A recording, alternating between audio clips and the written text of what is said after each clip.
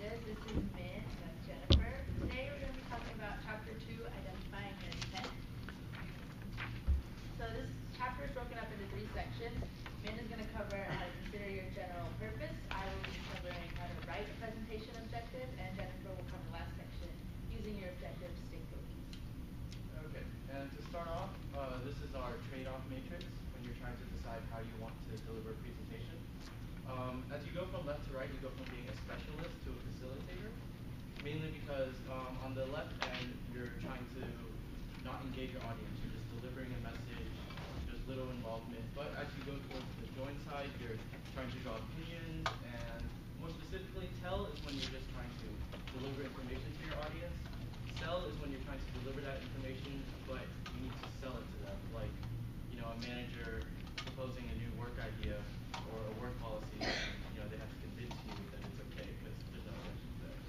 And then we have consult, where you're trying to gather opinions, comments, initiatives from the audience. And then join is where, for example, a manager sets parameters but wants the employees to make decisions. Like, we need to do this by the end of the next week, but you guys get to make all the decisions.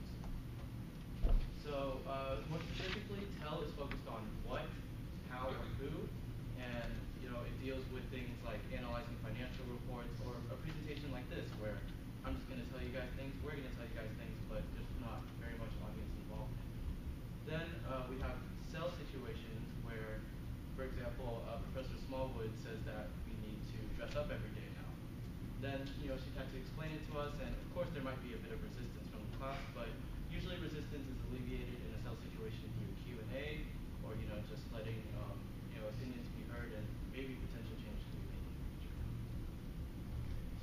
And then we have consult situations, which is where you seek information from the audience. What you do is focus on the audience, so this is not a speaker-focused presentation. And when you're consulting an audience, the point is to let the Q&A take the center stage. For example, like in politics, where someone will go up, present their objective, but let everyone else ask the questions, answer them. And if you do have a message that you want to deliver to your audience, don't deliver it directly. Let it come through in your answers to your questions. And then we have join, which is, like I said earlier, for example, a boss setting parameters and then having his employees make all the decisions for him within reason. And the point is to work as a group. It's less of a presentation and more of a brainstorm session. And joint situations only work, if you encourage your audience. So the whole point is to get everyone working together and not letting it focus on you, but focus on everyone as a whole. Once you've considered your general purpose, like I just stated, you have to ask yourself, what do you want the audience to get from your presentation? To answer this question, you must write a presentation objective. A presentation objective is kind of like a thesis for an essay, or similar to planning a lesson. A presentation objective should be both results-oriented and audience-focused. So the results-oriented portion of your presentation objective will go along the lines of, as a result of our presentation, and then the audience-focused portion of your objective you'll add on to the result-oriented portion. So you can say, as a result of our presentation, the audience will X, Y, Z. And then at the end, you add on your goal. So for example, our presentation objective for this presentation could be, as a result of our presentation, the audience will successfully pass the quiz at the end of this presentation. It's also similar to a company saying, at the end of this quarter, the company will have gained X, Y, Z per share, or they will increase their sales. So when writing a presentation objective, you have to know, once you know what you want the audience to gain from a presentation, you have to know how you're going to measure these results and how to tell if you've succeeded with your presentation objective. Your results must be specific, measurable, and attainable. So you have to think, do you want the audience to think, feel, or do something after your presentation? Choosing measurable targets is important because if you want the audience to feel something, that's not really something that can be measured. Same goes for opinions. They may be difficult to assess. Knowledge may be hard to test. A quiz could just be how well can you take notes. At the end, so you want to clarify what you want the audience to know. Sometimes actions are the easiest to measure because I could say at the end of this presentation, targets. It is helpful to rank them in order of importance.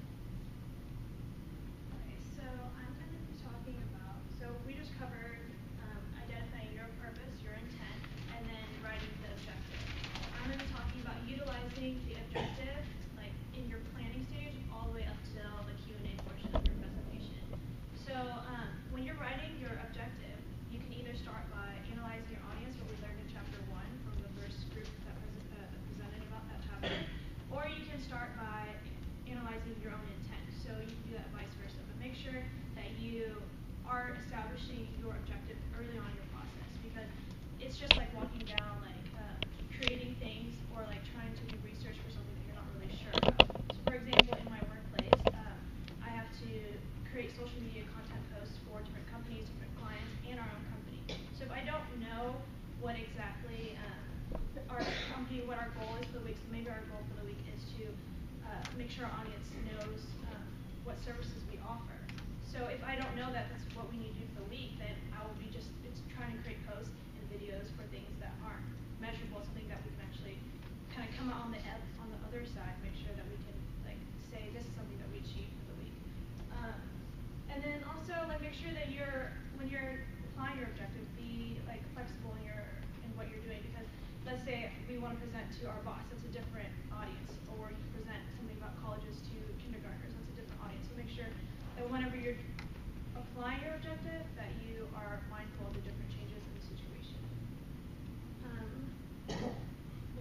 Okay, and then lastly, so I just talked about how to apply your objective in your like preparing your presentation. Now it's actually in your presentation. Make sure that you use it in your opening and closing, because those are the parts where people mainly pay attention. They're most alert in the opening and the closing. So tie those parts to your objective. Make sure that people actually can remember those things. Another thing is to highlight important parts using your objective, because you want to reiterate what you're saying in your presentation. Because yes, people pay attention in the beginning and end, but you want to make sure it's a consistent flow all the way through.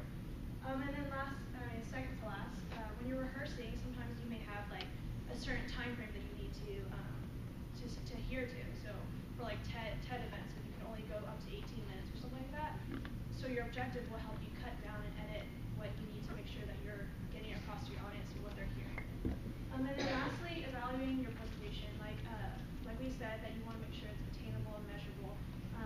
Also, something I learned from the book is that it's good to use your objective in the Q&A section, because let's say someone asks a question that's not pertaining to what you're trying to get across for sure, like you want to communicate that to the audience. You can just be more direct with that. You don't have to answer in such a lengthy way. But like if someone's asking something that is more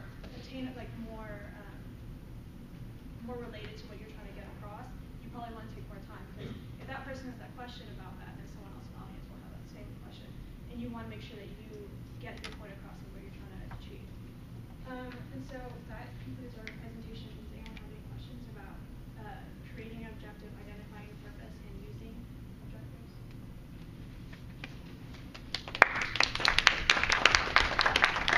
Would one of you read the questions out loud just for the video? Number 1, in the presentation trade-off matrix, as you go from left to right, you go from being in blank to a blank.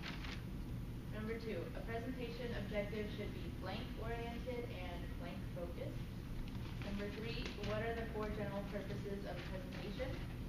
Number 4, opinions, in addition to being fact-based, are also inherently subjective because they are also based on your blank. And number 5, when using your objective, it is important to stay flexible